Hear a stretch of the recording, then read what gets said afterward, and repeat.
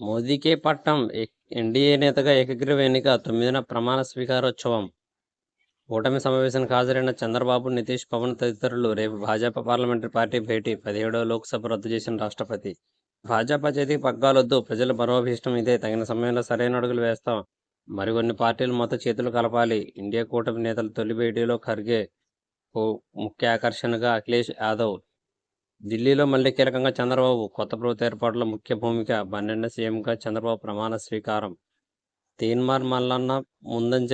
పట్టభద్రుల ఎమ్మెల్సీ ఉప ఎన్నికలో కాంగ్రెస్ బలపరిచిన అభ్యర్థికి మొదటి రౌండ్లో 36,000 ఓట్లు, భారాస అభ్యర్థికి 25,000 ఓట్లు.